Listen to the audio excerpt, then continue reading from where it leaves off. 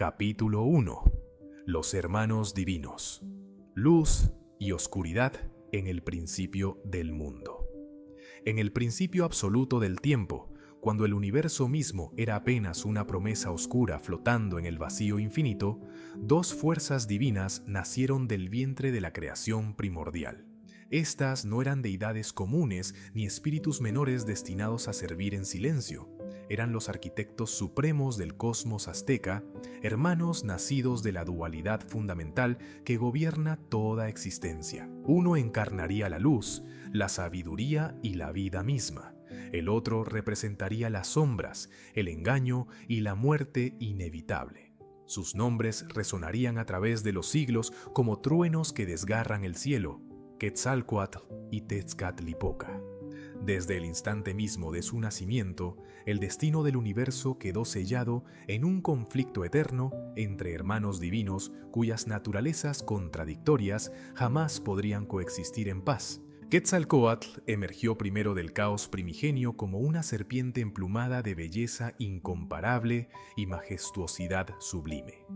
Su cuerpo era una fusión perfecta entre la tierra y el cielo, combinando las escamas iridiscentes de la serpiente con las plumas resplandecientes del quetzal sagrado.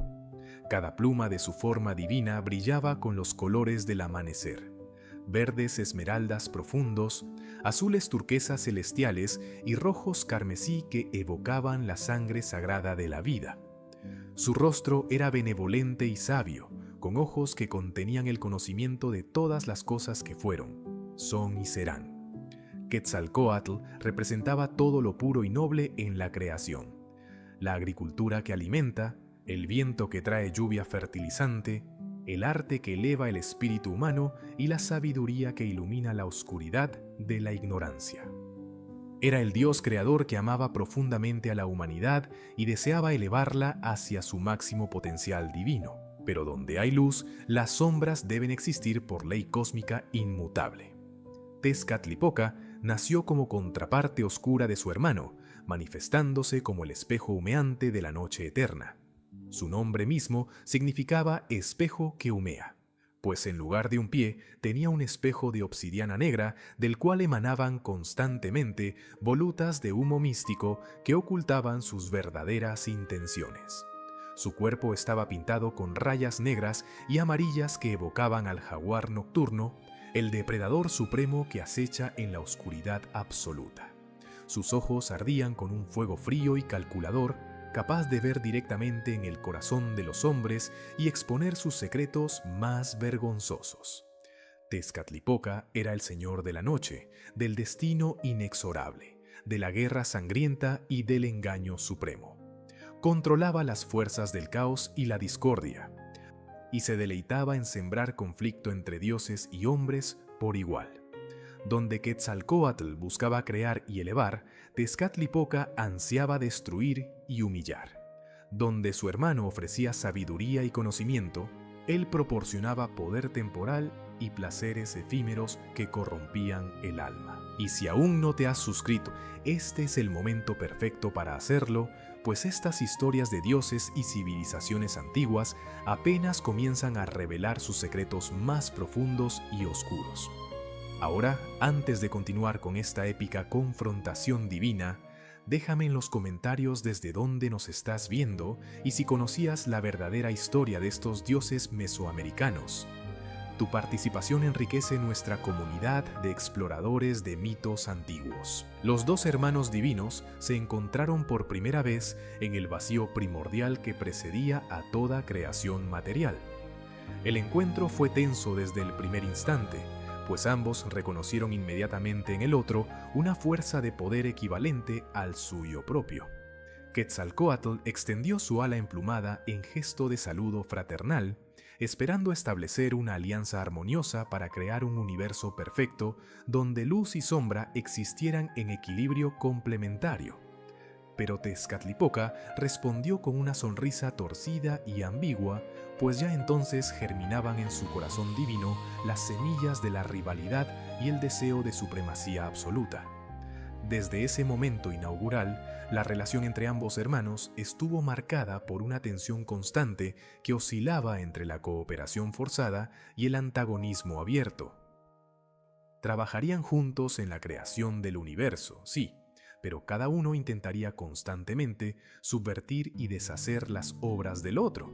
La primera gran tarea de los dioses hermanos fue crear la tierra misma sobre la cual pudiera florecer la vida. En las profundidades del océano primordial nadaba Cipactli, un monstruo colosal, mitad cocodrilo y mitad pez, cuyo cuerpo contenía el potencial de toda materia física. Quetzalcóatl y Tezcatlipoca descendieron juntos a las aguas oscuras y atacaron simultáneamente a la criatura primordial. La batalla fue titánica y devastadora, sacudiendo los cimientos mismos del cosmos naciente. Tezcatlipoca sacrificó su pie en la boca dentada de Cipactli, quedando mutilado permanentemente, pero logrando distraer a la bestia. Quetzalcóatl aprovechó ese instante para atravesar el corazón del monstruo con su lanza divina. El cuerpo masivo de Cipactli fue entonces despedazado y transformado. Su espalda se convirtió en las montañas y valles terrestres. Su piel en los pastos y hierbas, sus ojos en los pozos y cavernas, su boca en los grandes ríos que irrigan la tierra. Así nació el mundo físico del sacrificio y la violencia primordial. Pero crear la tierra no era suficiente, pues permanecía estéril y vacía sin la presencia de seres conscientes que pudieran venerar a sus creadores divinos. Quetzalcóatl propuso crear a la humanidad, seres nobles dotados de razón y capacidad para el arte, la agricultura y la devoción religiosa.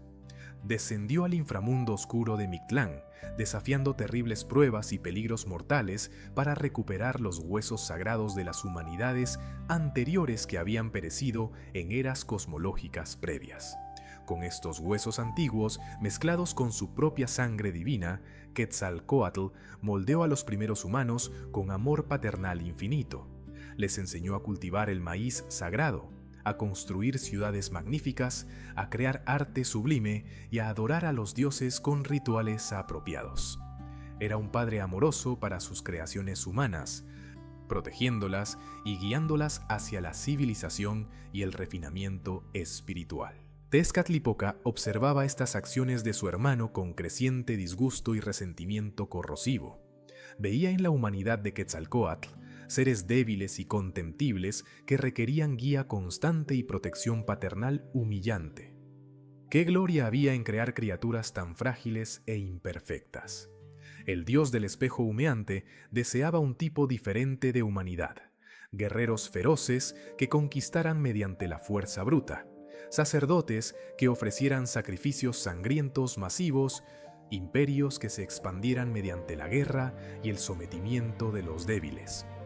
Comenzó entonces a interferir sutilmente en las creaciones de su hermano, susurrando tentaciones en los oídos de los humanos, sembrando discordia entre las ciudades y naciones, inspirando la codicia y la ambición desmedida. Cada acto de creación benevolente de Quetzalcóatl era seguido por un acto de corrupción deliberada de Tezcatlipoca. Así quedaron establecidas las dos fuerzas fundamentales que gobernarían el cosmos azteca por toda la eternidad. Quetzalcóatl representaba el ideal de perfección humana, sabiduría, arte, agricultura, autosacrificio noble y elevación espiritual constante. Tezcatlipoca encarnaba las fuerzas oscuras pero igualmente reales de la existencia: guerra, muerte, destino inexorable, placer carnal y el poder corruptor absoluto. Ambos hermanos eran necesarios para el funcionamiento del universo, pues sin luz no puede existir sombra, y sin sombra la luz carece de significado. Pero esta necesidad cósmica no significaba armonía ni cooperación pacífica. Por el contrario, significaba guerra eterna, conflicto perpetuo y ciclos interminables de creación y destrucción. Las batallas entre estos dioses hermanos no serían simples disputas familiares.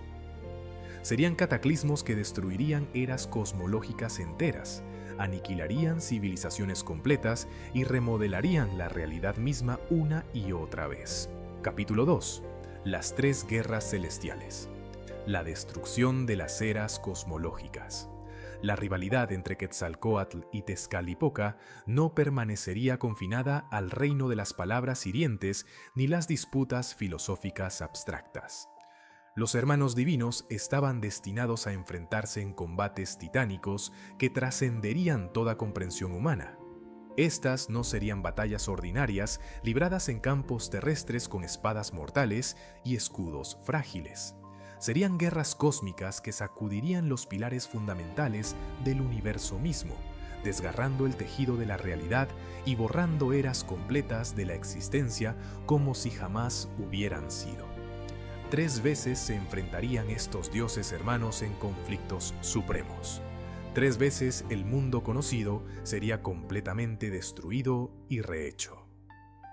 3 veces la humanidad sería aniquilada hasta el último hombre, mujer y niño, para comenzar nuevamente desde las cenizas de la destrucción absoluta. La primera gran guerra comenzó en la era conocida como Nahui Ocelotl, el sol de Jaguar, cuando Tezcatlipoca gobernaba como señor supremo del cosmos. Esta era primordial estaba habitada por una raza de gigantes primitivos que se alimentaban exclusivamente de bellotas y frutos silvestres, viviendo en armonía simple con la naturaleza virgen. Quetzalcóatl observaba con creciente frustración cómo su hermano mantenía a la humanidad en un estado de ignorancia deliberada y desarrollo estancado. Los gigantes no conocían la agricultura ni la escritura, no construían templos magníficos ni creaban arte sublime. Vivían como bestias apenas conscientes, satisfechos con su existencia animal y primitiva. Para Quetzalcóatl, esto representaba una afrenta intolerable contra el potencial divino que él había sembrado en el corazón humano. La serpiente emplumada decidió entonces actuar con audacia devastadora, desafiando directamente el dominio absoluto de Tezcatlipoca sobre el cosmos. Quetzalcóatl descendió del cielo en forma física glorificada y golpeó a Tezcatlipoca con su bastón divino, derribándolo violentamente de su trono celestial. El espejo humeante cayó desde las alturas cósmicas hacia el océano primordial, sumergiéndose en las aguas oscuras con un estruendo que resonó hasta los confines más lejanos de la creación. Pero Tezcatlipoca no era un dios que aceptara la derrota con humildad ni resignación pasiva. Emergió de las profundidades marinas transformado completamente en un jaguar colosal de proporciones inimaginables, con pelaje negro como la noche eterna y ojos que ardían con fuego vengativo absoluto. Su rugido sacudió las montañas y agrietó la tierra seca. Con furia incontenible y sed de venganza devastadora, Tezcatlipoca desató sobre el mundo a jaguares incontables nacidos de su propia esencia divina. Estas bestias feroces descendieron en oleadas imparables sobre la humanidad gigante, devorando a cada hombre, mujer y niño, sin misericordia ni distinción. Los gigantes intentaron defenderse con rocas y garrotes primitivos, pero sus esfuerzos fueron absolutamente inútiles contra la furia divina manifestada en forma de depredadores sobrenaturales. En 13 años terribles de carnicería ininterrumpida, toda la primera humanidad fue completamente exterminada, y la era del sol de Jaguar llegó a su fin sangriento y definitivo. Quetzalcóatl no permitiría que esta atrocidad quedara sin respuesta proporcional y devastadora.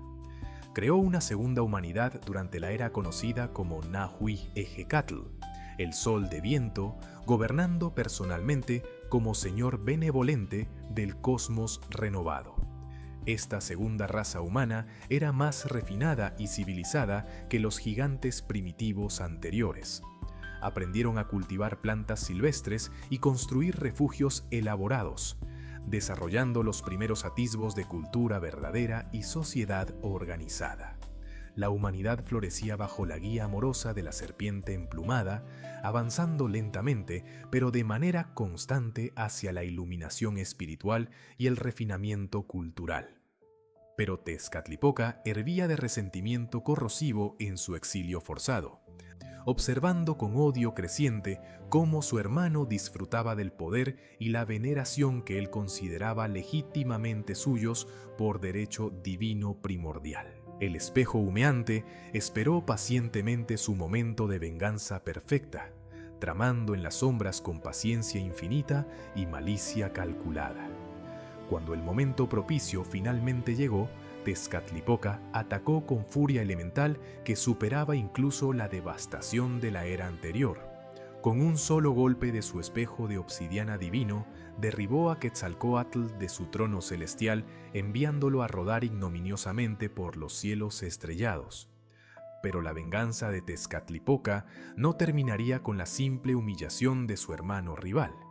El dios oscuro desató huracanes de intensidad apocalíptica sobre la tierra entera, vientos tan poderosos y devastadores que arrancaban montañas de sus raíces ancestrales y secaban océanos hasta sus lechos rocosos.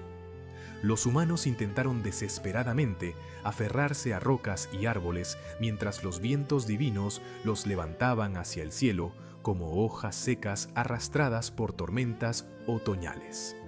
Aquellos pocos que lograron sobrevivir a los primeros embates de los huracanes fueron transformados mágicamente en monos, condenados a vivir eternamente en los árboles como recordatorio permanente de su impotencia ante el poder divino. Así terminó violentamente la segunda era cosmológica en apenas 52 años de existencia fugaz. Quetzalcóatl respondió creando una tercera humanidad durante el sol de lluvia, conocido como Nahui-Kiahuitl, una era que estaría marcada por la confrontación más destructiva y catastrófica entre los hermanos divinos. Esta tercera raza humana alcanzó niveles de sofisticación sin precedentes en las eras anteriores. Construyeron ciudades magníficas con templos piramidales que alcanzaban los cielos. Desarrollaron sistemas complejos de escritura y matemáticas avanzadas. Crearon obras de arte de belleza sublime que rivalizaban con las creaciones divinas. Eran la realización plena de la visión de Quetzalcóatl, humanos que habían trascendido su naturaleza animal para convertirse en seres verdaderamente conscientes y espiritualmente elevados. Pero precisamente este logro supremo despertó en Tezcatlipoca una envidia tan profunda y un odio tan visceral que no podría ser satisfecho mediante la simple destrucción de la humanidad. Esta vez conspiró para humillar a su hermano de la manera más devastadora y personal posible. Tezcatlipoca sedujo a Xochiquetzal, la diosa de la belleza y el amor que había capturado completamente el corazón de Quetzalcóatl. La serpiente emplumada amaba a esta diosa con una devoción pura y absoluta que trascendía la mera pasión física. Representaba para él el ideal de perfección femenina y la promesa de armonía eterna entre lo masculino y lo femenino divino. Pero Tezcatlipoca, maestro supremo del engaño y la manipulación, empleó todas sus artes oscuras para corromper a Xochiquetzal y apartarla de su amado. Cuando Quetzalcóatl descubrió la traición devastadora, su dolor se transformó instantáneamente en furia apocalíptica que superaba cualquier ira divina anteriormente manifestada. La serpiente emplumada desató sobre el mundo una lluvia de fuego que caía del cielo como lágrimas ardientes de un dios traicionado. No era fuego ordinario que consumiera y luego se extinguiera. Era fuego divino que ardía eternamente, transformando toda materia viva en ceniza y derritiendo la piedra misma hasta convertirla en ríos de lava incandescente. La tercera humanidad pereció entre gritos de agonía indescriptible mientras sus cuerpos se consumían en llamas sagradas. Aquellos pocos que Quetzalcóatl permitió sobrevivir por compasión residual fueron transformados en pájaros, condenados a volar eternamente, alejándose del suelo que alguna vez llamaron hogar. 3 eras cosmológicas habían sido completamente destruidas por las guerras entre los hermanos divinos.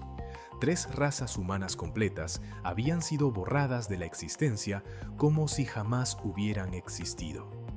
Millones de vidas inocentes sacrificadas en el altar del orgullo divino y la rivalidad fratricida eterna. Los dioses menores observaban horrorizados, mientras Quetzalcóatl y Tezcatlipoca demostraban una y otra vez su disposición a destruir toda la creación, antes que permitir que el otro reclamara la victoria final. El cosmos mismo gemía bajo el peso de tanta destrucción acumulada, y las fuerzas primordiales de la creación comenzaban a debilitarse peligrosamente. Si los hermanos continuaban su guerra sin restricciones, pronto no quedaría nada que gobernar ni nada que destruir. El universo entero colapsaría en el vacío primordial del cual había emergido originalmente. Capítulo 3. El exilio de la serpiente emplumada. La profecía del retorno. Después de 3 eras cosmológicas destruidas y 3 humanidades completamente aniquiladas, los dioses menores finalmente intervinieron para evitar la destrucción total del universo. Convocaron un consejo divino en Teotihuacán, la ciudad sagrada donde los dioses se reunían para deliberar sobre asuntos de importancia cósmica fundamental. Allí, rodeados por las pirámides monumentales dedicadas al Sol y la Luna, establecieron un pacto de tregua forzada entre Quetzalcóatl y Tezcatlipoca. Ambos hermanos aceptaron compartir el gobierno del cosmos de manera alternada, evitando así futuras confrontaciones que pudieran destruir la creación misma. Se creó entonces la cuarta humanidad, la raza actual de los hombres, moldeada con maíz sagrado y destinada a sobrevivir siempre que ambos dioses mantuvieran su pacto de no agresión. Por un tiempo, pareció que la paz finalmente había llegado al reino de los inmortales. Pero Tezcatlipoca guardaba en su corazón oscuro un plan de venganza suprema que superaría todas sus traiciones anteriores. En la magnífica ciudad de Tolán, conocida también como Tula, Quetzalcóatl había establecido su reino terrenal más perfecto y glorioso. La ciudad brillaba como una joya resplandeciente en el corazón de Mesoamérica, con palacios construidos de jade verde brillante, plata reluciente, oro puro que capturaba la luz del sol y conchas marinas iridiscentes traídas desde costas lejanas. Los habitantes de Tolán eran artesanos supremos cuyas creaciones rivalizaban con las obras de los dioses mismos. Cultivaban mazorcas de maíz tan grandes como el torso de un hombre adulto, algodón que crecía naturalmente en todos los colores del arco iris sin necesidad de tintes artificiales, calabazas tan inmensas que una sola podía alimentar a familias enteras durante semanas completas. La ciudad era un paraíso terrenal donde el hambre y la pobreza no existían, donde el arte y la sabiduría florecían sin restricciones, donde la humanidad había alcanzado finalmente su máximo potencial bajo la guía benevolente de la serpiente emplumada. Quetzalcóatl gobernaba Tolán como sacerdote rey supremo, viviendo una existencia de pureza absoluta y devoción religiosa inquebrantable. Practicaba el ayuno ritual constante, se perforaba la lengua y las orejas para ofrecer su sangre divina a los dioses superiores. Pasaba noches enteras en meditación profunda y oración contemplativa. Había renunciado por completo a todos los placeres carnales y las tentaciones mundanas, manteniendo su cuerpo y espíritu en estado de pureza virginal perpetua. Sus sacerdotes seguían su ejemplo de austeridad rigurosa, dedicando sus vidas completamente al servicio divino y la elevación espiritual de la humanidad. Pero esta perfección misma era intolerable para Tezcatlipoca, quien veía en la gloria de Tolán un reproche constante a su propia naturaleza corrupta y destructiva. El espejo humeante no podía soportar que su hermano disfrutara de tal veneración y éxito mientras él permanecía relegado a gobernar los aspectos oscuros y despreciados de la existencia. Tezcatlipoca descendió a Tolán disfrazado de anciano jorobado y deforme, ocultando su verdadera identidad divina bajo un aspecto de debilidad patética y miseria absoluta. Llevaba consigo pulque sagrado, la bebida fermentada del maguey que los dioses habían prohibido expresamente a Quetzalcóatl debido a su naturaleza intoxicante y su poder para nublar el juicio incluso de los inmortales. El dios oscuro se presentó ante las puertas del palacio divino solicitando audiencia urgente con el gobernante supremo de Tolan. Los guardias, entrenados en hospitalidad sagrada y compasión hacia los necesitados, permitieron que el anciano aparentemente inofensivo ingresara a la presencia de Quetzalcóatl. Con voz temblorosa y llena de falsa humildad, Tezcatlipoca habló palabras engañosas diseñadas específicamente para explotar la compasión natural de su hermano. Afirmó que el pulque era medicina divina enviada por los dioses superiores para aliviar el sufrimiento espiritual que claramente aquejaba al sacerdote rey. Argumentó que un solo sorbo pequeño restauraría el equilibrio perdido y renovaría las fuerzas vitales agotadas por años de austeridad excesiva. Quetzalcóatl rechazó inicialmente la oferta con firmeza inquebrantable, recordando sus votos sagrados de pureza absoluta y abstinencia total. Pero Tezcatlipoca era maestro consumado del engaño y la manipulación psicológica refinada.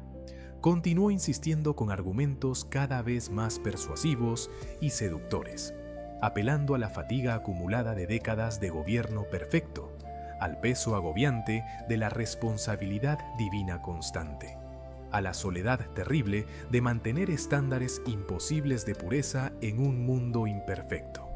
Finalmente, después de horas de resistencia debilitada, Quetzalcóatl aceptó tomar solamente un sorbo minúsculo para silenciar al anciano persistente. Ese primer sorbo destruyó instantáneamente siglos de disciplina espiritual rigurosa. El pulque divino ardía en su garganta como fuego líquido, pero también traía consigo una sensación de liberación embriagadora y placer prohibido largo tiempo negado. Tomó un segundo sorbo, luego un tercero, y pronto estaba bebiendo directamente de la jarra con desesperación creciente. Bajo la influencia devastadora del pulque divino, la serpiente emplumada perdió completamente el control de sus facultades superiores y su juicio moral inquebrantable. Tezcatlipoca, revelando finalmente su verdadera forma divina con una carcajada de triunfo absoluto, convocó a Quetzalpetlatl, la hermana menor de Quetzalcóatl, presentándola ante su hermano embriagado. En su estado de intoxicación profunda, Quetzalcóatl cometió el pecado supremo e imperdonable. Profanó su voto sagrado de celibato perpetuo al yacer con su propia hermana en un acto de incesto divino que violaba todas las leyes cósmicas fundamentales.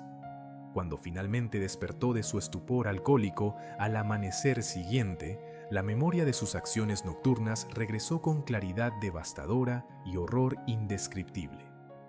Quetzalcóatl comprendió instantáneamente la magnitud terrible de su transgresión. Había traicionado todo lo que representaba, violado todos sus principios sagrados, destruido su pureza espiritual que era el fundamento mismo de su autoridad divina. La vergüenza y el dolor que consumieron al dios caído eran tan intensos que no podían ser expresados mediante palabras mortales.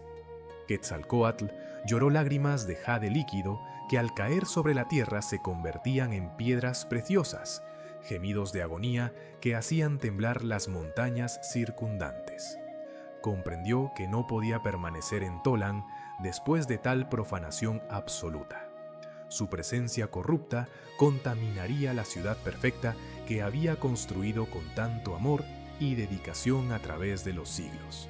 Ordenó que se construyera una pira funeraria gigantesca en el centro de la ciudad, planeando inmolarse completamente para expiar su pecado mediante el autosacrificio supremo. Pero en el último momento, antes de arrojarse a las llamas purificadoras, decidió en cambio exiliarse voluntariamente hacia el oriente mítico de donde había venido originalmente al principio de los tiempos. Quetzalcóatl abandonó Tolan vestido con túnicas de luto y cenizas, caminando lentamente hacia el este mientras su ciudad perfecta se desmoronaba gradualmente detrás de él. Sin la presencia divina de su creador y protector, Tolan perdió rápidamente su gloria y esplendor sobrenatural. Los palacios de jade y oro se derrumbaron, las mazorcas gigantes se marchitaron, el algodón multicolor perdió sus colores brillantes y los habitantes gradualmente olvidaron las artes y conocimientos elevados que su dios les había enseñado. La serpiente emplumada viajó durante meses a través de paisajes desolados, realizando actos finales de bondad divina en su camino hacia el destierro eterno. Creó montañas donde antes había llanuras aburridas, transformó rocas áridas en fuentes de agua cristalina, plantó los primeros árboles de cacao cuyos frutos se convertirían en tesoros preciosos para las generaciones futuras. Finalmente llegó a las orillas del Océano Oriental, donde las aguas infinitas se encuentran con el cielo en el horizonte lejano. Allí, en la playa dorada bañada por la luz del amanecer glorioso, Quetzalcóatl se detuvo para pronunciar su profecía final antes de partir para siempre. Con voz que resonaba con poder divino inmutable a pesar de su caída, declaró solemnemente que regresaría algún día en el año Céacatl, el año 1 Caña, según el calendario sagrado azteca. Retornaría por el mismo camino del oriente en el cual ahora se marchaba, trayendo consigo una era de renovación espiritual y el restablecimiento de su reino perfecto sobre la tierra.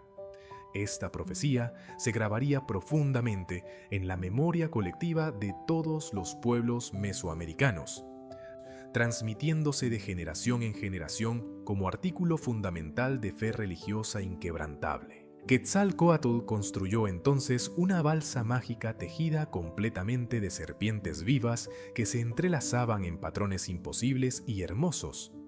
Se embarcó en esta nave sobrenatural y navegó hacia el sol naciente, desapareciendo gradualmente en la distancia hasta convertirse en un punto minúsculo en el horizonte infinito. Algunas versiones del mito afirman que al llegar al borde del mundo se arrojó a una hoguera celestial y su corazón ascendió transformado en el planeta Venus, la estrella matutina que anuncia el amanecer cada día.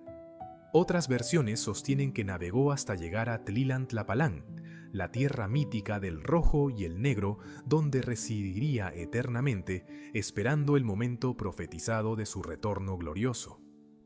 Pero todas las versiones concuerdan en que su partida marcó el fin de una era dorada y el comienzo de tiempos más oscuros dominados por Tezcatlipoca. La profecía del retorno de Quetzalcóatl tendría consecuencias históricas devastadoras e irrevocables siglos después. Cuando los conquistadores españoles liderados por Hernán Cortés llegaron a las costas mexicanas en el año 1519, que casualmente correspondía a Tzeacatl en el calendario azteca, muchos creyeron que el dios profetizado finalmente había regresado. El emperador Moctezuma II vaciló fatalmente en destruir a los invasores extranjeros, considerando la posibilidad de que estos hombres barbados de piel pálida fueran en realidad Quetzalcóatl y su séquito divino. Esta confusión y parálisis permitieron a los españoles establecerse firmemente antes de que la verdad terrible se revelara. La guerra entre Quetzalcóatl y Tezcatlipoca, que había destruido 3 eras cosmológicas antiguas, finalmente alcanzó su conclusión en la destrucción del imperio azteca mismo y el fin de una civilización entera. Si deseas seguir explorando los misterios profundos de la mitología antigua y las fuerzas divinas que moldearon civilizaciones enteras, suscríbete ahora para no perderte ninguna historia épica que aún nos queda por descubrir en este viaje fascinante a través del tiempo y los mitos que definieron a la humanidad.